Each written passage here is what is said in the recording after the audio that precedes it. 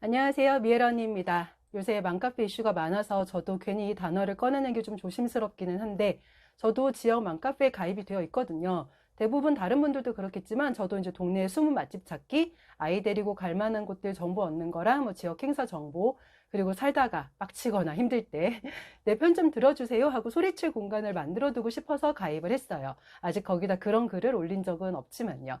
그리고 실제로도 맘카페에 가장 많이 올라오는 글들은 다 일상 글들이에요. 저녁 메뉴 좀 정해주세요. 다들 오늘은 뭐 드세요? 뭐 가족들이 입맛이 없다는데 아이디어 좀 주세요. 오늘은 이것 때문에 너무 기분이 좋아요. 힘들어요. 뭐 그런 글들이 대부분인데, 힘들다고 올라오는 이야기들은 거의 다 회사 아니면 아이, 시댁, 친정, 그리고 남편 때문입니다. 시댁이나 친정은 뭐 예상하시는 거랑 비슷한데, 오늘은 주제가 주제이니만큼 이 남편 관련된 이야기로 시작을 해보려 합니다. 제가 지금 3년이 넘게 이혼 소송을 하는 중이라고 하면 다들 그래요. 내 주변에도 요즘 이혼을 하는 친구들이 늘어나고 있다. 양육비 문제로 제일 힘들어 하더라. 너는 양육비는 제대로 받느냐? 그런 식으로 대화가 보통 진행이 되는데, 저도 커뮤니티에서 가장 많이 읽는 글들이 거의 이런 내용입니다. 남편 때문에 진짜 너무 힘들어요. 그냥 빠기치는 정도가 아니라 진지하게 이혼이 고민됩니다. 내가 이렇게 살려고 결혼했나 싶고, 내 인생이 왜 이렇게 됐나 싶어서 눈물만 나요. 지금 회사에서 한 300 정도 받는데 이 정도면 애랑 둘이서 충분히 살 수 있을까? 양육비는 제대로 받을 수 있을까? 집은 친정엄마한테 얘기하면 몇 년은 비빌 수 있을 것 같은데 진짜 진지하게 부모님이랑 대화를 나눠볼까 하는 생각까지 하고 있습니다. 그런 내용들인데 댓글은 거의 두 부류로 나뉘더라고요. 남편이 안 싫을 때가 어디 있겠어요. 그러다도 1년에 한두 번은 남편이 필요해질 때도 있기도 하더라고요. 한 번만 더 참아보세요. 이혼한 다음에도 애가 한 번씩 아빠를 찾을 때가 있을 텐데 그 순간들을 내가 잘 넘기기 힘들 것 같다 싶으시면 순간의 감정 때문에 너무 욱하지는 마세요. 이렇게 마음을 가라앉히고 한 번 더 참으라는 그런 류의 댓글들이랑, 계속 냉전이 지속되는 부모 밑에서 아이는 눈치를 안 볼까요? 애가 정말 아무것도 모를까요? 아닙니다. 그게 정말 아이의 미래를 위하는 길일까? 무엇 하나 확실한 건 없겠지만 님의 인생과 아이의 인생을 모두 소중하게 생각하셨으면 좋겠습니다. 이런 댓글로 나뉩니다. 다 맞는 말이에요. 하지만 여기서 저희가 주목해야 될 부분은 따로 있습니다. 바로 글을 쓴 당사자가 정말 구체적으로 이혼 후의 미래까지 이미 생각을 정리하는 단계라는 부분이랑, 어떤 이유로 이런 마음까지 먹게 되었는지는 사실 잘 모른다는 거예요. 일단 아무리 애가 어쩌고 저쩌고 해도 이혼을 결심하는 게 더 나은 상황이 분명히 있어요. 여러분들이 생각하시는 그 도박, 폭력, 바람, 그리고 또 하나가 있습니다. 지금 마음 상태가 상대방이 너무 밉고 너무 싫고 그런 정도의 감정이 아니라, 그냥 내가 죽어버릴까? 아니면 저 인간이 죽으면 내가 그때는 숨을 쉬고 살 수 있을까? 싶을 정도의 마음이냐? 아니면 그 정도는 아니고 그냥 오늘따라 너무 미워서 죽겠느냐? 그런 거예요. 미움이나 실망은 기대라는 감정이 있기 때문에 생긴다고 하잖아요. 내가 상대방한테 일말의 감정도 없으면 누가 좋아지지도 싫어지지도 미워지지도 않아요. 하지만 살심은 다릅니다. 저런 마음이 들 정도라는 건 이미 내 그 포용의 단계를 넘어섰다는 뜻이기도 하거든요. 제가 이혼 3종 세트라고 자주 얘기했었던 도박, 폭력, 바람도 사실 포용을 하면 안 되는 것들이에요. 그런데도 여전히 이렇게 생각하시는 분이 많으시더라고요. 누가 그러는데 남자는 한 번도 바람을 안 피는 사람은 없다고 하더라. 한 번은 다 실수라고 하더라.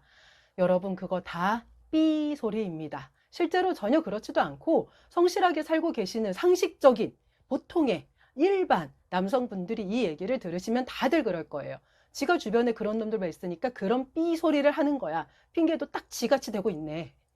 그래서 오늘은 이 이혼 3종 세트와 아까의 그 감정에 대해서 이야기를 드려보려고 합니다. 먼저 이혼 3종 세트의 첫 번째, 도박에 대해서 이야기를 해볼게요. 다들 도박이라고 하면 해외여행 가가지고 카지노를 한다거나 강원랜드 이런 걸 생각을 하시더라고요.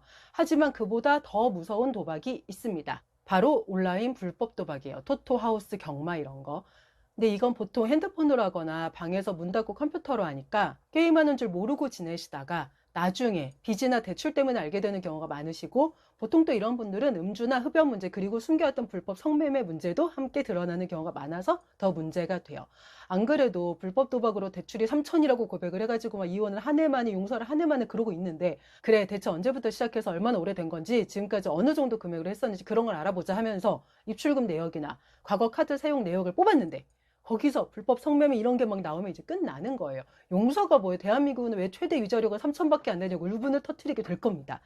이런 상황을 만든 건 상대방이고, 그럼 그 상대방은 가해자가 되는 거거든요. 그런데 그 가해자가 하는 거라고는 무릎 꿇고 빌면서 내가 잘못했다고 반복해서 말하는 거 말고는 아무것도 없는데, 피해자는 이 스트레스부터 빚은 뭐 상대방한테 다 던지고 나온다고 해도 애가 있어 봐요. 당장 생활비에 거주지에 학비 학교까지 막 미치고 폴짝 뛰는데 거기에 시댁이랑 친정에 막 다 계속 나한테만 연락을 하면 정말 너 죽고 나 죽자는 말이 괜히 튀어나오는 게 아닌 지경이 됩니다. 폭력은 또 어때요? 저처럼 술 없이 폭력만 당한 사람보다는 사실 술 문제와 폭력 문제를 함께 겪으시는 분들이 더 많으세요. 한국은 진짜 법이 그 망할 놈의 심신미약이라는 단어를 법전에서 없애버려야지, 안 그러면 데이트 폭력부터 뭐 가정폭력, 음주운전, 아동학대 등등 그런 일들을 저질러 놓고 술이 면죄부가 되어줄 거라는 생각 자체를 사람들이 아예 하지 못하게 만들어야 한다고 생각을 해요. 위자료도 지금은 최대가 3천만 원인데 이것도 훨씬 더 높여야 한다고 생각을 합니다. 이 부분은 이따 외도 주제를 말씀드릴 때 좀 더 심도 있게 이야기를 드려보겠습니다. 여튼 다시 폭력 이야기로 돌아와서, 사람이 나보다 훨씬 더 덩치도 크고 힘도 센 사람의 그 주먹과 고성을 눈앞에 두면 이 사람이 술을 먹은 상태라면 술 때문에 눈이 더 돌아있을 상태니까 공포에 휩싸이고, 술을 안 먹은 상태라면 맨정신으로 서른다는 거잖아요.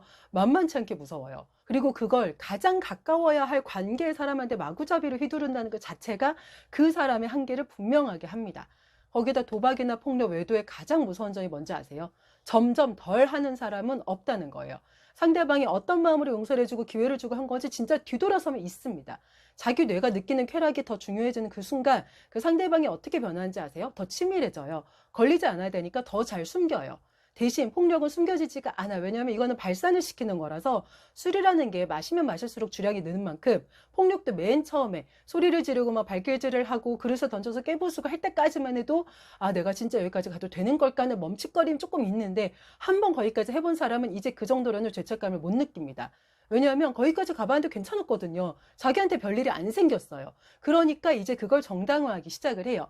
내가 이 정도까지 폭력을 휘두르는 건 다 이유가 있다. 네가 문제다. 나는 원래 이런 사람이 아니었는데 너 때문에 내가 이렇게 됐다. 네가 나를 이렇게 만드는 거다 하면서 그 책임을 다 상대방한테 떠넘깁니다. 자기는 원래 이런 사람이 아닌데 너를 만나고 이렇게 됐으니까 나쁜 건 너다 이거예요. 어때요? 듣기만 해도 이걸 이해해 준다고? 그러니까 저 사람들이 점점 더 폭력을 쓰지 하는 생각이 들었다면 정상이에요. 원래 그게 정상적인 사고 방식이에요. 그런데 왜 피해자들은 이걸 당하고 살까요? 일단 나라는 사람이 유약하고, 그러니까 더 눈에 밟히는 게 많아서 그렇거든요. 전에는 뭐 그래도 안 그랬던 사람인데 진짜 저 사람 말대로 내가 문제인가, 아니면 내가 그때 용서를 하지 않고 더 강하게 나갔어야 했는데 내가 그걸 못해서 그런 건가 하면서 잘못의 주체를 자꾸 자기한테 돌립니다. 그러니까 주변 사람들은 보기만 해도 막 속이 터지는데 본인은 여기서 더 미움을 사면 진짜 맞아 죽을 것 같으니까 본능적으로 덜 미움을 사는 방향으로 내 본능이 내 심리를 틀어버리는 것도 있고, 사실 내가 상대방이랑 그런 건강한 인간관계를 구축할 수 있었으면 이 지경까지는 안 왔겠죠. 그러니까 사실은 자꾸 받아준 내가 문제가 아니라 그걸 지멋대로 써먹은 상대방이 문제인데, 공포에 질리면 사람이 거기까지 생각이 안 가요. 둘째로는 또 애는 어쩌지, 부모님한테는 뭐라고 말하지, 이런 부분 때문에 머뭇거리는 분들도 많으십니다. 이러고 나가서 혼자 애를 어떻게 키우지, 그런 생각으로 참는 분들도 또 많으신데, 장담컨대 그 폭력이 나로 끝날 거라고 생각하시면 안 돼요. 그런 사람들은 자기가 더 우위에 있다는 걸 폭력으로 알리고 싶어하는 부류라서 나한테 화풀이를 하다가 성이 안 차잖아요. 그럼 나중에 말리는 애한테도 그 폭력이 번질 거라는 거를 꼭 기억을 하셨으면 좋겠어요. 그리고 부모님 걱정도 많이 하시는 한번 생각을 해보세요. 내가 부모인데 내 자식이 내가 실망할까 봐 걱정해서 맞아 죽을 때까지 말도 못하고 있다가 그제서야 도망을 왔대요.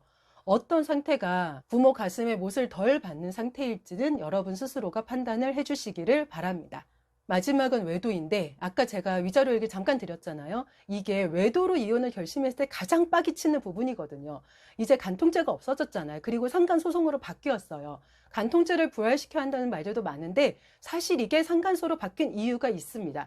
간통이 뭐예요? 결혼해서 배우자가 있는 사람이 내 배우자가 아닌 사람과 성적인 관계를 맺는 게 간통인데, 이걸 간통죄로 넣으려면 뭐가 있어야 된다? 그에 대한 직접적인 증거가 있어야 됩니다. 직접적인 증거. 그러니까 말 그대로 빼도 박도 못하는 증거. 그래서 그때는 경찰을 대동해서 현장을 덮쳐야 했어. 얼마나 빡셌겠어요. 근데 상간소는 이 증거의 범위를 더 넓게 잡아줘요. 그러니까 직접적인 증거가 아니라 정황상의 증거도 받아들여 주는 거예요. 예를 들면 자동차 블랙박스나 녹음기에 녹음된 대화나 그 소리들, 블박 영상에 찍힌 화면들, 뭐 스킨십이나 데이트 사진들도 상간소에서는 증거를 올릴 수가 있습니다. 카톡도 똑같고요. 그래서 단어가 주는 임팩트는 좀 약해졌지만 법이 정하는 그 부정행위의 범위는 더 넓어졌기 때문에 피해자 입장에서는 상간소가 더 유리한데 단어가 안 세죠. 하지만 좀 더 넓어졌다고 해서 이 증거가 그냥 나오지는 않습니다. 그래서 내 배우자가 오늘 외도 상대를 만날 것 같다 그러면 일단 외도 자체를 계속 모르는 척하고 연기를 해야지만 증거를 모으기가 조금이라도 더 쉬워지기 때문에 계속 화병을 참아가면서 모르는 척 연기를 해야 하는 것도 나고, 배우자 몰래 카톡이나 뭐 전화가 너무 많이 왔다 이러면 이런 증거를 받아둬야 하는 것도 나고, 변장을 해서 뒤따라가 사진을 찍고 증거를 다 저장을 해야 되는 것도 나고, 심지어 아내가 임신 중에 바람을 피는 남자들도 정말 많아요. 그럼 그 아내는 만삭인 몸으로 증거 사진을 찍고 불박을 뒤지면서 울어야 합니다. 근데 정작 그렇게 내 마음 다 버려가면서 증거를 모아가지고 상간소로 고소를 했는데 상대방한테 기껏 위자료 500만 원, 1000만 원 나와봐요. 그럼 더 돌아버리는 거거든요. 그래서 그 억울함에 상대방 가정이나 회사에 알리잖아요. 그러면 명예훼손이라고 내가 고소를 당합니다.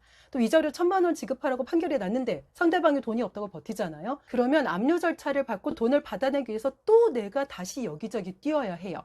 근데 여기서 더 빡치는 게 또 있는데, 아내가 외도를 하는 경우는 이런 케이스가 정말 적은데 남편이 외도를 하잖아요. 그러면 상간녀의 변호사 비용도 내 남편이라는 놈이 내주는 경우가 많고, 위자료가 나오잖아요. 그럼 그것도 내 남편이라는 놈이 내주는 경우가 많아요. 사람을 아주 진창에 처박는 거죠.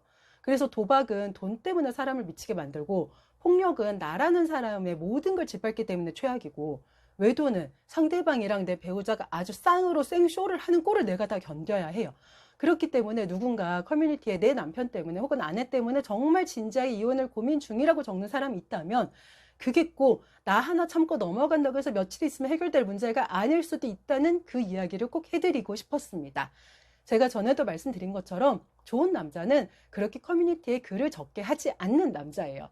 그리고 이전 영상에서 제가 제대로 된 결혼을 하려면 상대방의 기질과 본성을 진짜 중요하게 생각을 해야 된다는 말씀도 드린 적이 있었는데, 맞지 않는 사람들끼리 결혼하면 왜 힘든지도 마지막으로 예시로 한번 설명을 드리겠습니다. 이게 서로 이해가 가능한 그 마지노선의 높이가 완전히 달라서 그래요. 만약에 이 커플한테 부부나 커플 동반 약속이 잡혀서 나갈 일이 생겼다고 가정을 해봅시다. 그럼 다툼이 있는 집은 보통 둘 중 한 명이 시간관념이 약하거나 꼭 나가기 직전 화장실을 간다고 한다거나 그런 문제가 있더라고요. 그래서 2시 약속인데 2시에 나간 일이 비일비재해지니까 미리미리 준비한 스타일의 배우자는 약속 당일이 되면 자꾸 말을 하게 돼요.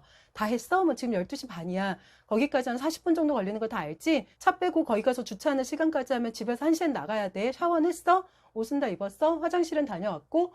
아직도 옷을 안 입었어? 1시 20분 전이야. 빨리 화장실 가. 이러면서 계속 이번만은 늦지 않겠다. 우리도 시간 안에 오는 사람들이라는 거 보여주겠다.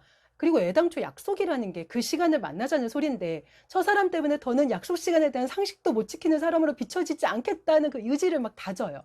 근데 나랑 전혀 반대의 기질을 가진 상대방은 어떨까요? 나만 늦는 것도 아니고 시간 맞춰 가봤자 다 모이려면 어차피 2시 반은 돼야 할 텐데 먼저 가서 뭐해 심심하게. 그냥 느긋하게 가도 되는데 그걸 또 뭐라고 쟤는 저렇게 또 목숨을 거나. 나도 성인인데 어련히 알아서 할까. 하도 잔소리가 시작됐네. 그 1시에 출발하면 어떻고 1시 반에 출발하면 어떻다고 그래.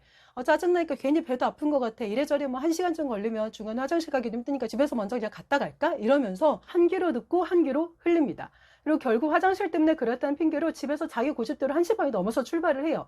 그럼 일단 가는 내내 시간을 맞추고 싶은 쪽은 이미 늦었다는 게 뻔히 눈에 보이니까 자꾸 발을 동동 구르게 되고, 그럼 늦게 나온 사람은 또 짜증을 내요. 너 때문에 운전 집중이 안 된다. 조용히 좀 있어라. 화장실 때문에 그런 건데 내가 뭐 죽을 죄라도 지었냐. 그러다가 마지막에 쐐기를 박아요.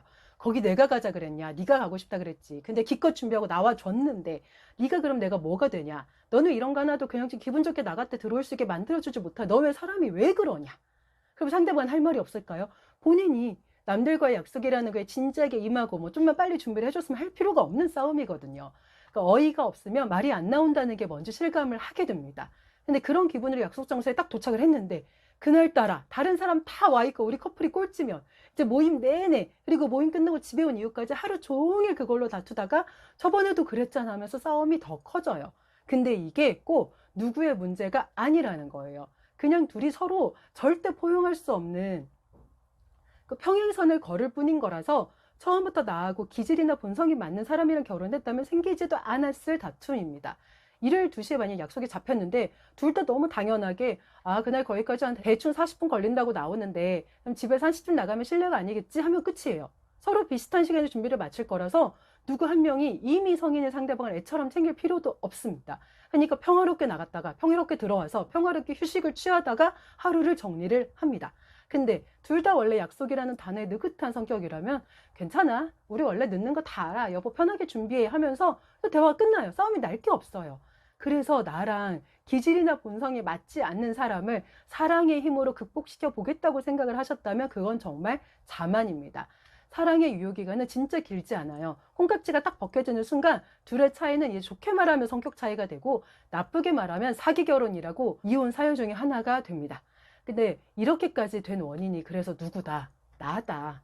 왜냐하면 저 사람이랑 결혼을 하겠다고 주변 사람들한테 말했을 때 부모님이나 친구들이 진짜? 이러면서 말렸었는데 내가 그때 그래도 사람은 착해, 내가 좀 더 노력하면 되겠지 하면서 그 걱정을 반사시켰다면 이 모든 잘못의 원인은 무조건 나예요. 그렇게 착하고 좋은 사람이 나한테 숨기고 도박을 할까요? 아니면 나 몰래 불법 성매매를 하고 화가 났다는 이유로 폭력을 휘두르고 네가 이래서 내가 집에서는 위안을 받을 수가 없기 때문에 그랬다는 지나가는 개도 안 웃을 핑계를 대면서 외도를 할까요?